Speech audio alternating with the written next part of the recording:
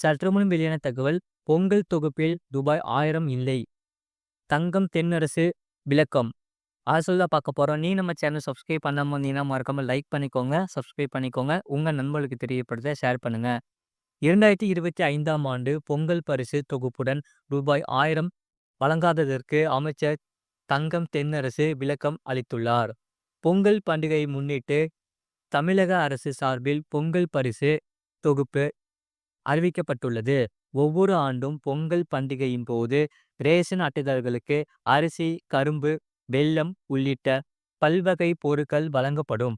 அத்துடன் ஆட்சி நிர்வாகத்திற்கும் ஏற்றாற்போல் ரூபாய் 1000 முதல் பரிசு தொகுப்புடன் வழங்கப்படும். இந்த நிலையில் 2025ஆம் ஆண்டுக்கான பொங்கல் பரிசு தொகுப்பை தமிழக அரசு அறிவித்தது. ஆனால் அந்த தொகுப்பு அறிவிப்பின் போது மக்களுக்கு பொங்கல் ரொக்கம் அறிவிக்கப்படவில்லை. இந்த நிலையில் பொங்கல் பரிசு ரொக்கம் அறிவிக்காதது ஏன் என்று அமைச்சர் தங்கம் தென்னரசு விளக்கம் அளித்து உள்ளார். இது தொடர்பாக அவர் கூறுகையில், பொங்கல் தொகுப்பில் இந்த முறை ரூபாய் 1000 வழங்கப்படவில்லை. கடந்த ஆண்டு புயல், மழை போன்ற பேரிடர்களுக்கு அரசு ரூபாய் 2000 கோடி வரை செலவு செய்துவிட்டது. பேரிடருக்கான மாநில அரசு நிதியை விடுவிக்கும்படி மத்திய அரசிடம் கோரினோம். ரூபாய் 3000 கோடி கேட்ட நிலையில் ரூபாய் 275 கோடி மட்டுமே மத்திய அரசு வழங்கியது. பொங்கல் தொகுப்புக்கு தற்போது வரை ரூபாய் 280 கோடி செலவிடப்பட்டுள்ளது. மகளிர் உரிமை தொகை ரூபாய் 1000 பொங்கலுக்கு முன்பு வழங்கிட பரிசீலிக்கிறோம் என்றார். முன்னதாக முதலமைச்சர் மு.க.ஸ்டாலின் தலைமையிலான தமிழக அரசு வெளியிட்டுள்ள செய்திக்குறிப்பில் 2025 தைப்பொங்கல் திருவிழாவை சிறப்பாக கொண்டாடும் வகையில் அனைத்து அரசு குடும்ப அட்டைதாரர்கள் மற்றும் இலங்கை தமிழர் மறுவாழ்வு முகாம்களில் வசிக்கும் குடும்பத்தினருக்கு தலா 1 கிலோ பச்சரிசி, 1 கிலோ சர்க்கரை, முழு கரும்பு வழங்கப்பட உள்ளது.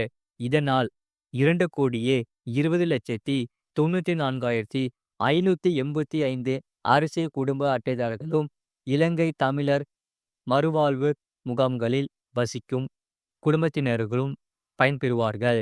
அரசுக்கு ரூபாய் 249,76 கோடி செலவை ஏற்படுத்தும்.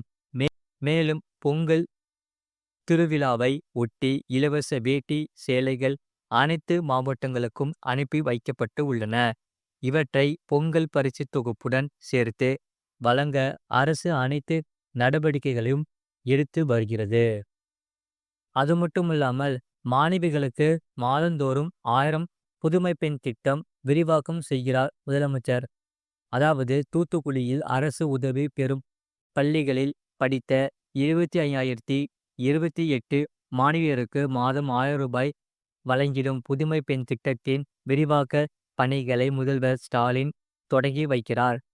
இதேபோல் காலை 9 மணியளவில் தூத்துக்குடி மாநகர் பகுதியில் முதல்வர் ஸ்டாலின் தமிழக முதல்வர் மு.க.ஸ்டாலின் தூத்துக்குடிக்கு வருகை தந்தார். தூத்துக்குடியின் மினி டைடல் பூங்காவை ஸ்டாலின் தொடங்கி வைத்தார். இந்த நிலையில் தூத்துக்குடியில் புதுமை பெண் திட்ட விரிவாக்கம் செய்கிறார். அதன்படி இனி அரசு உதவி பெறும் பள்ளிகளில் படிக்கும் 75,028 மாணவியருக்கும் ரூபாய் 1000 வழங்கப்படும்.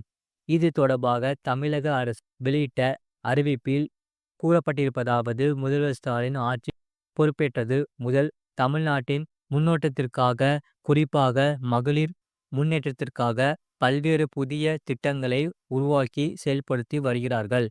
பெண்களுக்கு கட்டணமில்லா பேருந்து பயண வசதி தரும் விடியல் பயண திட்டம், இல்லத்தரசிகளுக்கு மாதம் 1000 ரூபாய் வழங்கும் கலைஞர் மகளிர் உரிமை தொகை திட்டம், அரசு பள்ளிகளில் உயர்கல்வியில் சேரும் மாணவியருக்கு மாதம் 1000 ரூபாய் வழங்கிடும் மூவலூர் ராமாமிர்தம் அம்மையார் நினைவு உயர்கல்வி உறுதி திட்டம் எனும் புதுமை பெண் திட்டம் மூலமாக பல்வேறு திட்டங்களை சிறப்பாக நிறைவேற்றி தமிழ்நாட்டு மக்களின் பேராதரவை பெற்று வருகிறார்கள்.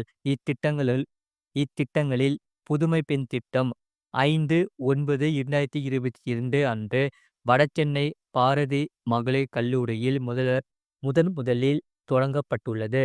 இத்திட்டத்தின் வாயிலாக அரசு பள்ளிகளில் 6ஆம் வகுப்பு முதல் 12ஆம் வகுப்பு வரை படித்து உயர்கல்வியில் சேரும் மாணவியருக்கு மாதம் ரூ. 1000 அவர்களின் வங்கி கணக்குகளில் நேரடியாக செலுத்தப்படுகிறது.